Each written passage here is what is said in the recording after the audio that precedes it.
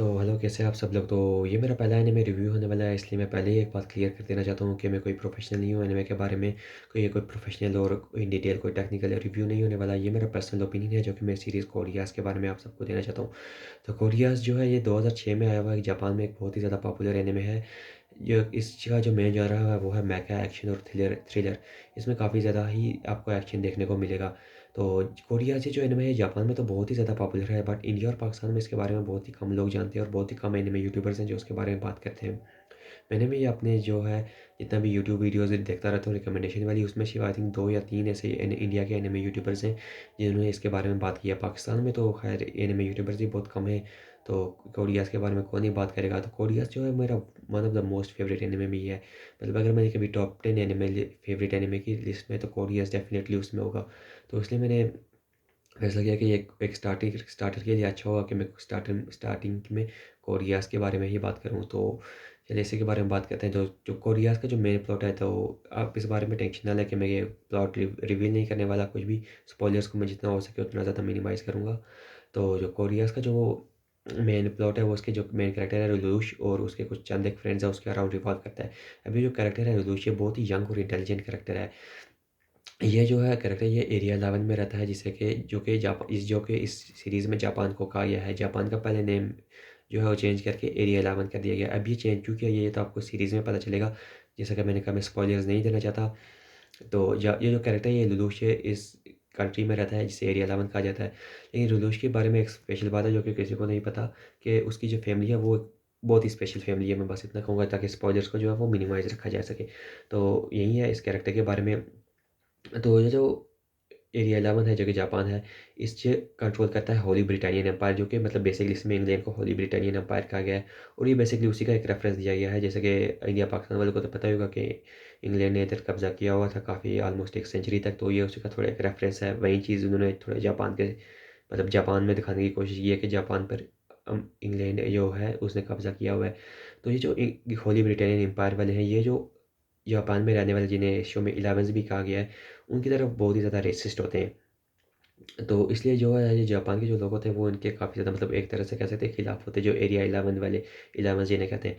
तो इनमें आपस में काफ़ी ज़्यादा अनबन भी होती है। तो इस तरह की एक जो रेबेलियंस और एक जो हॉली ब्रिटेनियन एम्पायर के सोल्जर्स के दरमियान एक फाइट में जो हमारा मेन प्रोटैगनिस्ट है लूश समहाउ वो इन्वॉल्व हो जाता है। अब ये मैंने इन्हें में बहुत ही ज़्यादा पहले देखा था, ऑलमोस्ट 3 साल से तो ज़्यादा हो ही गए। तो इन डिटेल स्पेसिफिक्स तो मुझे याद नहीं है, बट मेन यही है कि वो इस फाइट में समहाउ के बीच में फँस जाता है।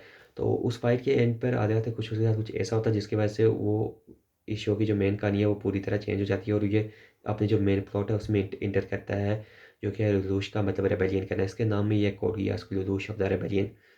तो ये तो बेसिकली हमने प्लॉट की बात कर दी, तो अब इसके पॉजिटिव्स की बात करते हैं। तो जो इसका जो सबसे बड़ा मेरे हिसाब से पॉजिटिव पॉइंट है वो है इसका जो मेन कैरेक्टर है लुलुश और उसकी इंटेलिजेंस। लुलुश बहुत ही ज़्यादा इंटेलिजेंट कैरेक्टर है और वो थ्रू आउट द सीरीज जिस तरह की स्ट्रैटेजीज इस्तेमाल करता है मैं गारंटी दे सकता हूँ आप प्रिडिक्ट नहीं कर पाएंगे। मतलब आप सोचेंगे कि अभी तो ये कैरेक्टर तो बस फंस गया, तो उसी टाइम वो कुछ ना कुछ ऐसा करेगा कि आप समझ भी नहीं पाएंगे कि हुआ क्या। सम टाइम वो सच में डिफिकल्ट बहुत ज़्यादा डिफिकल्ट सिचुएशन में फंस जाता है, बट वो अपनी इंटेलिजेंस का जिस तरह से इस्तेमाल करता है वो मतलब देखने वाली चीज़ है। और इसका जो सेकंड मेन पॉइंट है वो है इसके ट्विस्ट और टर्न्स। जैसा कि मैंने बताया कोरिया का जो मेन प्रोटैगनिस्ट है लुलुश वो बहुत ही ज़्यादा इंटेलिजेंट है और इसमें बहुत ज़्यादा ट्विस्ट और टर्न्स आते हैं। तो इस अक्सर ट्विस्ट टर्न्स के मामले में जो कोरियाज़ है उसे डेथ नोट से भी कंपैरिजन किया जाता है। अगर आपने इस सीरीज़ के बारे में कहीं न कहीं सुना होगा तो ज़रूर इसके किसी डेथ नोट के कंपैरिजन में ही सुना होगा। लेकिन मैं आपसे एक बात कहना चाहता हूँ कि इसे डेथ नोट से कंपैरिजन के नज़रिए से ना देखें। अगर आप इस तरह करेंगे तो आपको बहुत ही ज़्यादा डिसअपॉइंटमेंट होगी, क्योंकि डेथ नोट का जो मेन सेलिंग पॉइंट था वो था उसके ट्विस्ट और टर्न्स, बट जो कोरियाज़ है इसका जो मेन सेलिंग पॉइंट है वो सिर्फ़ उसके ट्विस्ट और टर्न नहीं है बल्कि इसका एक्शन और इसका जो इमोशन है और उसके बाद जो कैरेक्टर डेवलपमेंट है वो भी है। तो हाँ, ट्विस्ट और टर्न्स तो बहुत ज़्यादा हैं, लेकिन उतनी फ्रीक्वेंसी में नहीं है जितनी कि आपको डेथ नोट में देखने को मिलेंगे। तो अगर आप डेथ नोट वाली एक्सपेक्टेशंस लेके जा रहे हैं तो आपको काफ़ी ज़्यादा डिसअपॉइंटमेंट होगी। तो इसलिए मैं कहता हूँ एक्सपेक्टेशंस थोड़ी अलग रखें कि ये एक एक्शन एनिमे है और इसमें आपको ज़्यादा एक्शन देखने को मिलेगा। तो थर्ड जो उसका पॉजिटिव पॉइंट है वो इसकी साइड कास्ट। तो कोरियाज़ की जो साइड कास्ट है वो स्पेसिफिकली अगर मैं फीमेल्स की बात करूँ तो बहुत ही ज़्यादा स्ट्रॉन्ग फीमेल कैरेक्टर्स हैं जो कि मतलब रियलिटी में कुछ काम किए हैं, मतलब को प्लॉट को फॉरवर्ड मूव करने में वो काम आती हैं। तो बाकी जो साइड कैरेक्टर्स हैं वो भी काफ़ी ज़्यादा इंपॉर्टेंट रोल प्ले करते हैं। इसमें एक कैरेक्टर है, उसका मैं आई थिंक नाम लेना ठीक नहीं होगा, बट जिन्होंने देखा उन्हें पता होगा, जो देखेंगे इसके बाद उन्हें भी पता चल जाएगा। वो थोड़ा कोड लुलुशिया इधर से आप कह सकते हैं पैरेलल कैरेक्टर है, एक साइड पर लुलुशिया एक साइड पर वो है। तो वो कैरेक्टर सम टाइम इरिटेटिंग हो जाता है, और ओवरऑल उसका फैंडम तो कोरियास को उसे ऐड करता है, लेकिन मैं उसे ऐड नहीं करता क्योंकि वो भी अपने एक पीओवी से सही था। तो ये था इसका second, sorry third positive point. तो इसका जो कोरियास का जो सबसे मेन सेलिंग पॉइंट है, जो मैं कहूँगा कि जो शो की जो जान है जिसकी वजह से ये आज भी मतलब लोग इसके बारे में बात करते हैं, वो इसके सीज़न 2 का एक स्पेसिफिक एपिसोड है जिसको कि इस सीरीज़ को बहुत ही हाई लेवल पे लेके चला जाता है। अगर मैं सच कहूँ तो उस स्पेसिफिक एपिसोड की वजह से लोग आज इसे याद रखते नहीं, तो ये कोरिया से एट द मोस्ट एक अबव एवरेज एनिमे रह जाता है हमेशा के लिए। बट वो जो एक स्पेसिफिक एपिसोड है वो इसे बहुत ही ज़्यादा ऊपर लेके चला जाता है इस रेटिंग्स के मामले में भी और ओवरऑल पॉपुलैरिटी के मामले में भी। तो कोरियास, ये मैंने आपको पॉजिटिव पॉइंट बताया। अब जैसा कि शायद मैंने इस वीडियो के शुरू में बताया भी था या नहीं शायद बताना भूल गया कि कुछ लोग हैं, अक्सरियत लोग ऐसे ड्रॉप कर देते हैं। तो ड्रॉप करने की जो मेन दो वजह है वो उसकी एनिमेशन है। अगर मैं अपनी पर्सनल ओपिनियन की बात करूँ तो कोरिया की एनिमेशन आई डोंट थिंक इतनी ज़्यादा वियर्ड थी। थोड़ी मतलब ये नहीं है कि ख़राब है, वो थोड़ी पॉइंटी सी है और थोड़ी वियर्ड सी है, लेकिन मैं जब देख रहा था तो मुझे इसका वियर्ड इसमें कुछ लगा नहीं। तो इसकी एक वजह ये भी हो सकती है, Korea's one of the my first anime था, मतलब टॉप, मतलब फर्स्ट 10 एनिमेज में से एक तो था ही कोरियास। फर्स्ट 10 जो एनिमे देखे थे उनमें में से एक था कोरियास। तो शायद वो मैंने नया नया था एनिमे में, इस वजह से मुझे इतना कुछ वियर्ड लगा नहीं, तो मुझे तो एनिमेशन कोई इसका नेगेटिव पॉइंट था नहीं।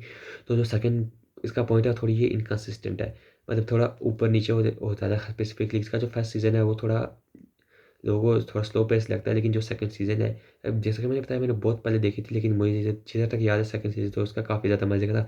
लेकिन बीच में कुछ ऐसे एपिसोड आते हैं जिसमें जो शो है वो थोड़ा डाउन चला जाता है।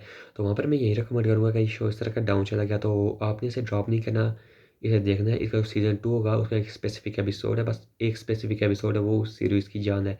तो वो आपको एक अलग ही इस लेवल का फेम ला के छोड़ेगा इस सीरीज़ का। तो इन शॉर्ट मैं यही कहूँगा कि कोरियास जो भी एनिमे फैंस हैं उन्हें तो एक बार तो डेफिनेटली हर बंदे को ट्राई करना ही चाहिए। तो ये एक सीधा से आप मतलब मैं गारंटी दे सकता हूँ, आप एक दफ़ा देखेंगे तो आप इसे भुला नहीं पाएंगे। तो और एक और बात मैं कहूँगा कि जब आप इस शो को देखेंगे तो आप शायद रात भर सो ना पाएँ, इतना ये एडिक्टिव शो है। और मतलब एडिक्टिव तो है ही, लेकिन जिसकी जो एंडिंग है वो, और जिस पॉइंट पे ये शो ख़त्म होता है वो काफ़ी ज़्यादा मतलब इमोशनल कर देने वाली है और काफ़ी ज़्यादा अमेजिंग भी है। तो इन शॉर्ट ये मेरा कोड गियास का एनिमे रिव्यू था। तो मेरी थोड़ी कम्युनिकेशन स्किल्स उस तरह की अच्छी नहीं है कि मैं इतने अच्छे कम्युनिकेट कर पाऊँ कैमरा के थ्रू, क्योंकि ये मेरा पहला एनिमे रिव्यू होने वाला है। जब मैं यूट्यूब पर पोस्ट करूँ, क्या पता शायद पोस्ट भी ना करूँ, डिलीट ही कर दूँ करने से पहले। तो अगर ये मैंने पोस्ट करी तो इन शॉर्ट हमारे ये एक जर्नी की स्टार्टिंग कर सकते हैं कि आगे चल के हम इस पर एनिमे, मूवीज़, वेब सीरीज़ और मांगा, इवन बुक्स का भी हम रिव्यू अपलोड करें। तो बट मेन इसका सेंटर पॉइंट में एनिमे का अराउंड ही रखना चाहता हूँ इस चैनल का। अगर मैंने ये चैनल इन फ्यूचर कंटिन्यू किया तो फ़िलहाल इस वीडियो के लिए इतना ही। तो चलो अगर अगली वीडियो में मुलाकात होगी।